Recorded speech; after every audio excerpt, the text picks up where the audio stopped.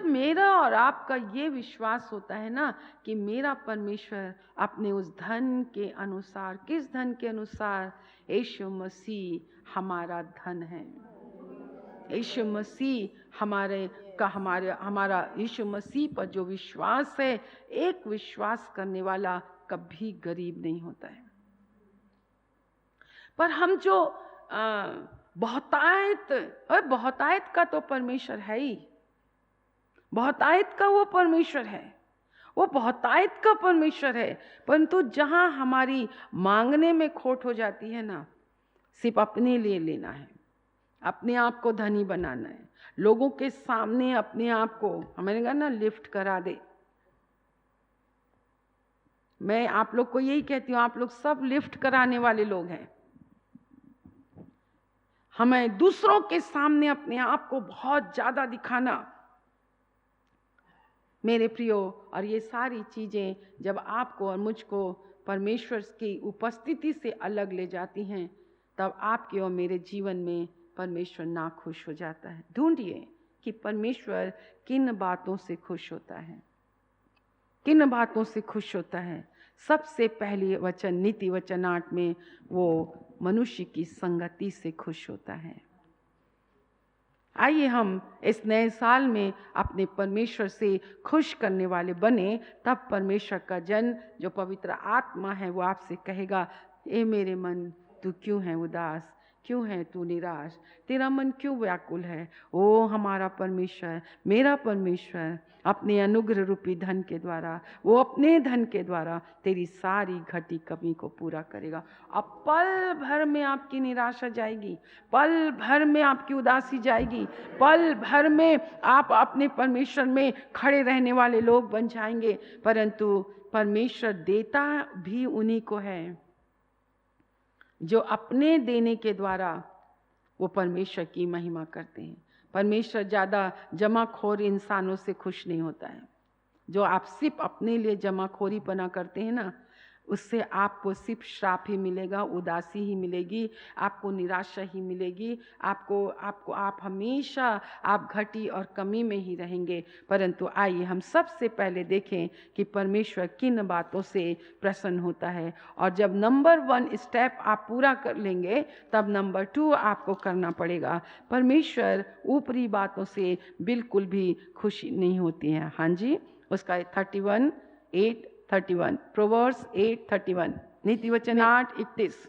मैं उसकी बसाई हुई पृथ्वी से प्रसन्न थी, हाँ? और मेरा सुख मनुष्यों की संगति से होता आप था। सोचो, ये पृथ्वी जो है, बाइबल कहती है परमेश्वर ने ये पृथ्वी मनुष्यों को दी है। स्वर्ग मेरा सिंहासन है और पृथ्वी मेरे चरणों की चौकी है। बाइबल इस बात को कहती है, मैं उसकी बसाई हुई पृथ्वी से क्या थी? प्रसन्न थी। परमेश्वर पृथ्वी, जमीन, ये तो है ही जिसमें परमेश्वर ने हमें घर बनाने के लिए दिया है। ये पृथ्वी परमेश्वर की है, परमेश्वर ने इसे हमें बसने के लिए दिया है, खेती किसानी करने के लिए दिया है, मेहनत करने के लिए दिया है। परमेश्वर हमें मेहनत करने वाला, परमेश्वर ने हमारे हाथों में संपत्ति प्राप्त करने का अधिकार दिया है। धन छत से नहीं आता है, धन मेहनत करने से आता है।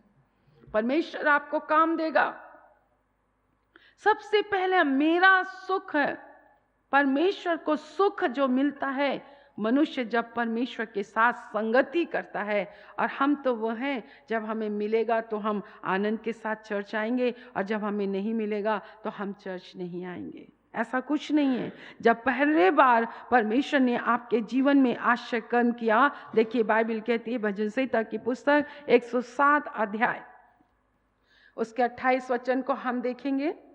तब वे संकट में यहोवा की दुहाई देते हैं, हाँ? और वो उनको सकेती से निकालता है। हाँ? वो आंधी को शांत कर देता है और तरंगे बैठ जाती हैं। हाँ? तब वे उनके बैठने से आनंदित होते हैं। परमेश्वर का हम धन्यवाद करते हैं कि जब हम बहुत खुश होते हैं, बहुत आनंदित होते हैं, तो परमेश्वर को बहुत खुशी मिलती है। उन्होंने कहा तब वे संकट में, ठीक है, संकट सबके जीवन में आता है, बीमारी सबके जीवन में आती है, परेशानी सबके जीवन में जाती है। मैं तो उसकी बसाई गई पृथ्वी से सुखी थी और मैं मनुष्य की संगति से मुझे सुख मिलता था। ये पृथ्वी तूने बसाई है, ये पृथ्वी तूने दी है, ये पृथ्वी में तूने लोगों को काम करने के लिए दिया है। परंतु जब वो संकट में पड़ते हैं, नौकरी में हो, घरों में हो, रिश्ते में हो, नातों में हो, ये वचन मेरे और आपके विश्वास करने के लिए है। जब वो संकट में पड़ते हैं तो वो प्रार्थना करते हैं। दुहाई देना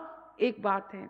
अंधे बर्तिमाई ने क्या कहा? यीशु नासरी दाऊद के संतान दया कर, दया कर, दया कर। यीशु नासरी दाऊद की संतान दया कर, दया कर, दया कर। इसे कहते हैं दुहाई।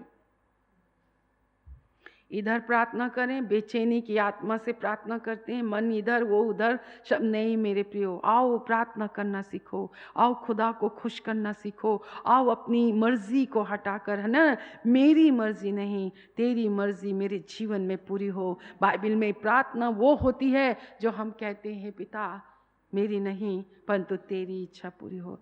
आप देखो, यीशु मसीह को क्रूस पर चढ़ाने के लिए पिता ने ठान ही लिया था, सब कुछ बता दिया था।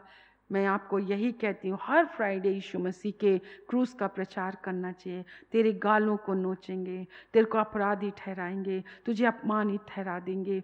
मैं क्यों बार बार नया नियम पढ़ती? एक हफ्ते में मैं नया नियम खत्म करती हूँ, 4 गॉस्पल जो पूरे होते हैं। क्यों? मैं को रोज पढ़ना यीशु मसीह के क्रूस का, मुझे रोज पढ़ना यीशु मसीह के दुख का, मुझे रोज पढ़ना यीशु मसीह के तुझे तेरे मुंह पे थूकेंगे, वो तेरे कांटों का ताज तुझे पहनाएगा जाएगा, तू प्यासा होगा, तू अपराधियों के साथ गिना जाएगा, तुझे घसीटा जाएगा, तुझे थप्पड़ मारा जाएगा। वही यीशु जिस यीशु के नाम से तुम प्रार्थना करते हो, क्या तुम उस यीशु को जानते भी हो? आज मैं आपसे कहना चाहती हूँ, क्या आप यीशु के लिए अपमान सहने के लिए तैयार हैं? भूखे रहने के लिए तैयार हैं? जागने के लिए तैयार हैं? क्या आप यीशु को पहचानते हैं? क्या मसीह को पहचानते हैं? क्या आप यीशु को पहचानते हैं? अगर आप यीशु को पहचानोगे तो आप अपने जीवन में ये सब बातों पर कभी ध्यान नहीं देंगे। बाइबल कहती है, संकट में वे यहोवा की दुहाई देते हैं, वो उनको सकेती से निकालता है और उनकी बीमारियों को आज्ञा देता है, उनके तूफानों को आज्ञा देता है, उनकी समस्याओं को आज्ञा देता है, शत्रुओं को आज्ञा देता है। हर प्रकार के दुख और मुसीबत, जिन बातों में हम दुखों में पड़े रहते हैं, तुरंत, और आप अनुभवी हो, आप अनुभवी हो, और तरंगे बैठ जाती हैं, समस्याएं दूर हो जाती हैं, परेशानियां चली जाती हैं, ऑपरेशन टल जाता है, दुष्ट आत्माएं भाग जाती हैं, हमें पका पकाया खाना मिल जाता है, हम कभी भूखे नहीं सोते हैं, हमारी कमी घटी में, आवश्यकता के समय में हर कोई हमारी मदद के लिए तैयार हो जाता है, लिखा है। और जैसे ही उनकी समस्याएं कम होती हैं, उनका दुख कम होता है, उनकी बीमारियां चली जाती हैं, उनकी कमी घटी चली जाती है, वे आनंदित होते हैं, वो आनंदित होते हैं। और इतना ही नहीं, परमेश्वर उन्हें मनचाहे बंदरगाह में पहुंचा देता है। और बाइबल कहती है 31 वचन में, लोग यहोवा की करुणा के कारण और उन आश्चर्य कर्मों के कारण जो मनुष्यों के लिए करता है, उसका धन्यवाद करें और सभा में नंबर 1 उसको सराहें। और पुण्यों की बैठक में, आज उनको पुण्यों की बैठक में आना नहीं है, उनको सभा में आना नहीं है। एक दिन के चर्च में कोई इंसान आत्मिक नहीं बन जाता है, एक दिन की प्रार्थना में कोई इंसान आत्मिक नहीं बन जाता है, बाइबल पढ़ पढ़ के भी इंसान आत्मिक नहीं बनता है। उनके व्यवहार, उनके विचार, उनकी प्रैक्टिकल लाइफ में ये सब बातें नहीं हैं। हम मनुष्य को खुश करते हैं, नहीं मेरे प्रियो, आप किसी भी मनुष्य को खुश नहीं कर सकते हैं, पर बाइबल कहती है हमें सिर्फ परमेश्वर को खुश करना है। और सबसे नंबर 1 यही है, जो आश्चर्य काम परमेश्वर ने आपके जीवन में किए हैं, उसने अपनी सामर्थ से किए हैं। लाल समुद्र उसने अपनी सामर्थ से आपको पार कराया, उद्धार उसने अपने आप को मुफ्त में दिया है, परंतु प्रतिफल तो आपको कमाना पड़ेगा। यर्दन पार करने के लिए बाइबल कहती है उसमें आपको आज्ञाकारी होना बहुत ज़्यादा जरूरी है। आप परमेश्वर से कहिए, प्रभु मेरे जीवन में आपकी क्या इच्छा है, मेरे जीवन में आपकी क्या आज्ञा है, प्रभु आप मुझे दिशा दीजिए, मुझे निर्देश दीजिए कीजिए प्रभु जी, मुझे कहाँ जाना है पिता, आप मेरी अगुवाई कीजिए। मेरे प्रियो, प्रतिफल तो आपको कमाना पड़ेगा। आप परमेश्वर के साथ संगति कीजिए। परमेश्वर ने इतने सामर्थ के काम आपको इसलिए दिखाए कि तुम जानो कि मैं ही यहोवा परमेश्वर हूँ। तो मुझे क्या करना है? वो तो ना तो घोड़ों के पैरों से खुश होता है, ना तो पुरुष के पैरों से खुश होता है, पर परमेश्वर किससे खुश होता है? जो उसकी करुणा की आशा लगाए रहते हैं। अब देखो कितना इस्राएलियों ने परमेश्वर के विरोध में पाप किया, उन्होंने अपने कार्यों से उसको कितना दुख पहुंचाया, तो भी जब भी वो संकट में पड़कर मेरी दुहाई देते थे, संकट में पड़कर वो मेरी दुहाई देते थे, तो मैं उनको सकेती के स्थान मतलब जहां हम फंस जाते हैं, हम फंस गए, धोखे में फंस गए, हम ऐसे अत्याचारियों के बीच में हम फंस गए, हम अन्यायों के बीच में फंस गए, हम जादू टोना करने वालों के मध्य में फंस गए। ओ, हमारे साथ कोई ऐसा खड़ा नहीं है, हम धोखे पे धोखा हम खा रहे हैं। लोग हमें अपमानित कर रहे हैं, लोग हमारे विषय में झूठी बातें फैला रहे हैं।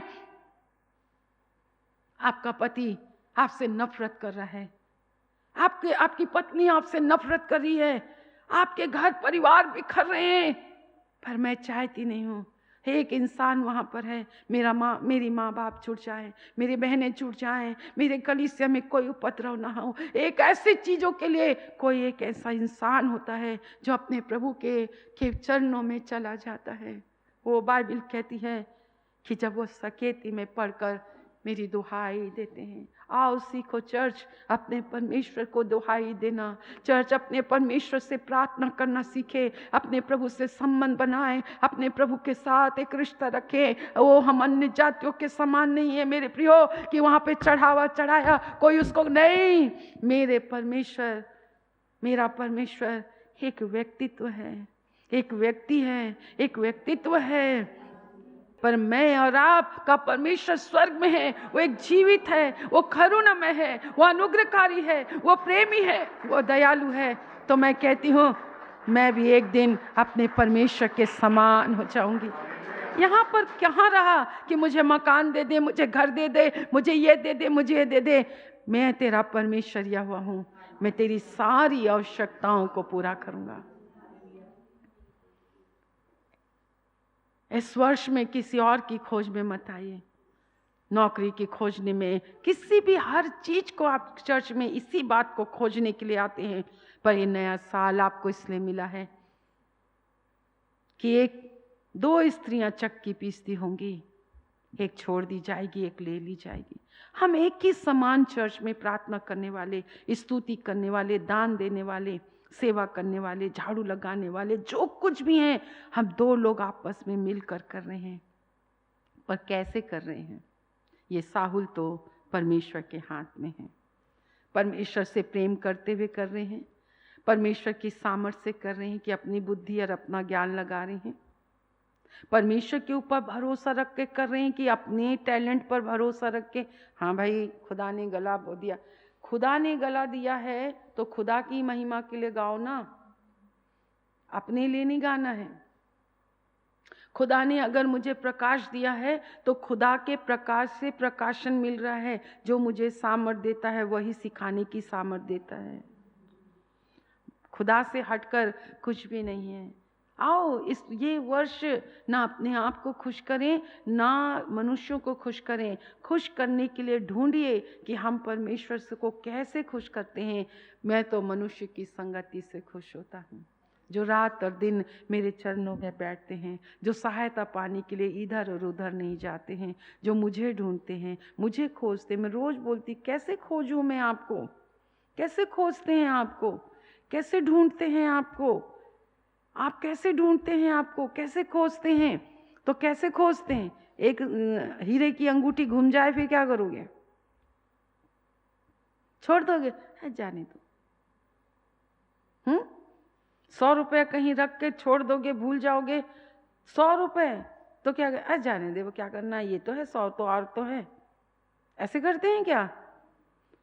अलमारी को 50 बार निकालेंगे, 50 यहीं तो रखी थी, यहीं तो रखी थी, यहीं तो रखी थी, यहीं तो रखी थी, यहीं तो रखी थी, यहीं तो रखी थी, 50 बार ढूंढेंगे, 50 बार ढूंढेंगे, और जब तक ना मिल जाए। और जब मिल जाता है तो पूरी बत्ती सी जो है वो बाहर निकलती है ना? निकलती है कि नहीं निकलती है? तो यीशु को जानने का क्या मतलब है? यीशु को पहचानने का क्या मतलब है? क्या आप उसके व्यक्तित्व को पहचानते हैं? है ना? हम क्या बोलते हैं, कई लोग कहते हैं मूवी देखने जा रहे हैं, सिनेमा हॉल जा रहे हैं। आप टीवी देखते हो कि टीवी का प्रोग्राम देखते हो? अब प्रोग्राम ना आए तो टीवी को ताकते रहोगे? पर्दे को ऐसे ताकोगी क्या? तो जो टीवी के अंदर आता है आप उसको देखते हो ना? यीशु मसीह को देखते हो? यीशु मसीह को पहचानते हो? यीशु को और मसीह दोनों को पहचानते हो? पहले उससे पहचानो। दे तो रहा है अपनी पहचान तुमको। कभी भाग भाग कर प्रभु के पास आते हो? मेरे प्रियो, बाइबल क्या कहती है उसे समझना है, सीखना है, उसको समझना है। मैं तो मनुष्य की संगति से खुश रहती हूँ और उनसे खुश रहती हूँ जो मेरी करुणा की, मेरी दया के ऊपर रहते हैं। परमेश्वर अपने प्रेम करने वालों से खुश होता है। परमेश्वर अपने ऊपर भरोसा रखने वाले से खुश होता है। अगर ये वचन है ना, पौलुस मकिदुनिया की कलीसिया को कहता, मेरा परमेश्वर। रोने और उदास और चेहरे को घुटने तक लटका के रहने से अच्छा अंगीकार करो, दुष्ट से कहो मेरा परमेश्वर। ऐ नाच करने वाले, ऐ बेरोजगार देने वाले, ऐ मृत्यु देने वाले, मेरी खुशी मेरे आनंद को चुराने वाले, ऐ ठट्ठा करने वाले, सुन, मेरा परमेश्वर अपने उस धन के द्वारा, यीशु मसीह के अनुग्रह रूपी धन के द्वारा मेरी सारी घटी और कमी को पूरा करता है। तू मुझे तंग करता है ना, तू मुझे तंग करता है, सुन, मेरा परमेश्वर जो मुझे सामर्थ देता है ना, मैं घटी में भी रहूंगी, मैं कमी में भी रहूंगी, मैं दुख में भी रहूंगी, मेरा परमेश्वर की सामर्थ से, पर मैं अपने प्रभु का इनकार कभी नहीं करूंगी। ऐसा होने दीजिए आपकी जिंदगी में कि अय्यूब के समान सब कुछ जाने दीजिए। जब सब कुछ चला जाएगा और खुदा से प्रेम करोगे ना, तो आप एंटी क्राइस्ट से बच जाओगे।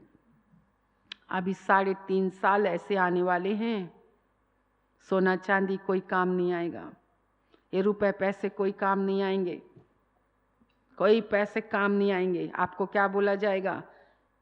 एंटी क्राइस्ट की मोहर लो और राशन लो। अभी भाग भाग के खूब कोरोना का टीका लगा लिया ना, अब सब लोग वहां पे भी भागेंगे। और उसके बाद क्या होगा? आप और परमेश्वर का संबंध हमेशा के लिए खत्म हो जाएगा। आप नरक कुंड में चले जाओगे। 2 स्त्रियां चक्की पीसती होंगी, समान काम कर रहे हैं दोनों। ये कलीसिया के लिए है, पासवानों के लिए है, सिखाने वालों के लिए है, विश्वासियों के लिए है। किसी भी, कोई भी 2 लोग बाइबल पढ़ना है, पढ़ रहे हैं। कैसे पढ़ रहे हैं? क्यों पढ़ रहे हैं? पढ़ के क्या कर रहे हैं? याकूब कहता है, जो परमेश्वर की व्यवस्था की बातों को सुनता है और सुनकर भूलता नहीं है और उसके अनुसार चलता है, वही आशीष पाता है। कहाँ लिखा है कि प्रार्थना करने से आशीष आती है? ये आपकी बेवकूफ़ी है, ये सिखाने वालों की बेवकूफ़ी है, ये आपकी नासमझी है, ये सिखाने वालों की नासमझी है। बाइबल में तो कहीं नहीं लिखा है। बाइबल में तो ये लिखा है कि कोई मनुष्य तुम्हारी घटी को पूरा नहीं करता। बाइबल में ये लिखा है कि मेरा परमेश्वर अपने उस धन के द्वारा यीशु मसीह को जानोगे। तो यीशु मसीह के जानने वाले लोग इन सब बातों में ज़्यादा ध्यान नहीं देते हैं। मुझे यीशु चाहिए, मुझे यीशु चाहिए, मुझे प्रभु की उपस्थिति चाहिए, मुझे प्रभु की उपस्थिति में बढ़ना है। और बाइबल कहती है, तुम मुझे ढूंढोगे, मुझे खोजोगे तो वो सब वस्तुएं तुम्हें मिल जाएंगी। मैंने थोड़ी ना प्लानिंग किया था कि CLC कलीसिया होगी, मैंने थोड़ी ना प्लानिंग किया था कि बस होगी, थोड़ी ना प्लानिंग किया था कुछ होगी। आज परमेश्वर ने हमें सकेती के स्थान से निकालकर इस अच्छे स्थान में पहुंचाया और आप लोग उसके साक्षी हो। कितनी बड़ी बात है कि आपने अपनी आंखों से परमेश्वर के वचन को पूरा होते हुए देखा। क्यों? क्योंकि प्रभु ने कहा तुम ये जान लो कि मैं ही यहोवा परमेश्वर हूँ। पुण्यों के सामने तुमको परमेश्वर की सभा के बीच में, जब सभा लगती है तो घर में मत बैठिए। परमेश्वर ने घर में बैठने के लिए तुम्हारी दरिद्रता को दूर नहीं किया। परमेश्वर ने तुम्हारे घर में बैठने के लिए, अपने घर के काम काज करने के लिए परमेश्वर ने तुम्हें धन दौलत नहीं दिया।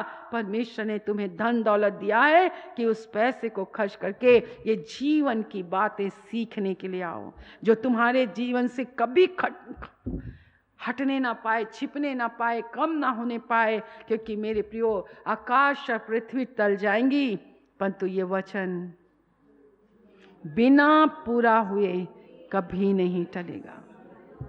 Hallelujah, hallelujah, hallelujah.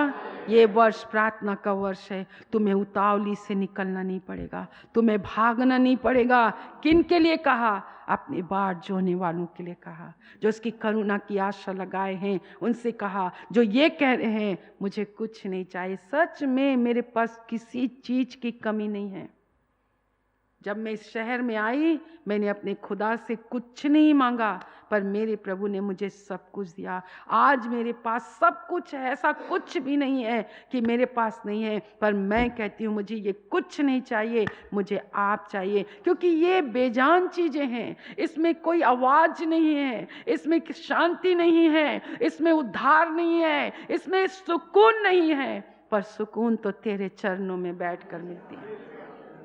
ये जो चीजें आपने मांग मांग के पाई है ना, आपको और मुझको पापी बना देते हैं, घमंडी बना देते हैं मेरे प्रियो। परंतु हम जानते हैं प्रभु जी, ये आपका फजल है, ये आपका अनुग्रह है, ये आपका अनुग्रह है। हम आपको कभी नहीं भूल सकते कि आपने हमें कहाँ से उठाया है मेरे प्रियो। भले उसने मुझे यहाँ उठा दिया, परंतु मैं तो उसी स्थान में बैठी रहती हूँ जहाँ से एक हाथ आया, जहाँ पर एक उद्धारकर्ता का हाथ आया, जहाँ पर उसका प्यार आया। वर्ष पर वर्ष बीतते जाएंगे, हम पुराने से पुराने होते जाएंगे। हमारा प्यार मसीह के प्रति, हमारा प्यार समर्पण मसीह के प्रति, हमारे प्रभु के प्रति, ये समय पश्चाताप का समय है, अपने संबंध को सुधारने का समय है, उसके चरणों में बैठने का समय है। इतना अपने हृदय को कठोर मत करो कि किसी को माफ ना कर सको। कौन पापी नहीं है? कौन दोस्त? कौन बता दे उस स्त्री को पत्थर मारने के लिए? कौन है यहाँ पर जो उसे पत्थर मारे? कोई नहीं था, सब चले गए। उसने कहा जा, मैं तुझ में कोई पाप नहीं पाता। हम सर से लेके पैर के नखून तक गुनाहगार हैं, पर एक साउंड आता है, एक आवाज आती है, जा, मैं तुझ में कोई पाप नहीं पाता। जो हमारे विवेक को निर्दोष ठहरा देता है, जो हमें परमेश्वर के सामने खड़े होने के योग्य बना देता है, ऐसा है मेरा यीशु, जो सोने और चांदी से भी बढ़कर है। सचमुच में मेरे प्रियो, उसे ढूंढे, उसे खोजें, उसके चरणों में बैठे, सभा में उसकी सराहना करें, पुण्यों के बैठक में उसको करें, उसकी संगति करें, उसके लिए भूखे रहें, उसके लिए प्यासे रहें, उसकी करुणा की आशा लगाए रहें। तब वो अपने असीम धन के द्वारा आपकी घटी और आपकी कमी को पूरा करेगा। सब बातों में खुश रहना सीखें। एक दिन सब चला जाएगा, पर यीशु रहेगा। तो यीशु रहेगा तो सब चीजें फिर से आ जाएंगी। इस तेल और जल को छू लीजिए। यीशु के नाम से यीशु का लहू बन जाए, यीशु के नाम से यीशु का लहू बन जाए, यीशु के नाम से यीशु का लहू बन जाए। आपने कहा जा तेरे विश्वास के अनुसार हो। प्रभु इनका विश्वास जैसा है, आपने कहा जा तेरे विश्वास के अनुसार हो। अगर इनका विश्वास कहता है कि इस लहू के द्वारा उन्होंने शिफा पाई है, मृत्यु हारी है, दवाइयाँ कैंसल हुई हैं, डॉक्टर की रिपोर्ट कैंसल हुआ है, मुर्दा जिंदा हुआ, अंधा देखने लगा, तो यीशु के नाम से ऐसा ही हो, ऐसा ही हो और आपका नाम महिमा पाए। आपने सुना है, धन्यवाद। अब हमारे परमेश्वर पिता का प्रेम, प्रभु यीशु मसीह का अनुग्रह और पवित्र आत्मा की सहभागिता जब तक यीशु बादलों पर ना आए हम सबों के ऊपर होती रहे और एक साथ कहें आमीन, आमीन।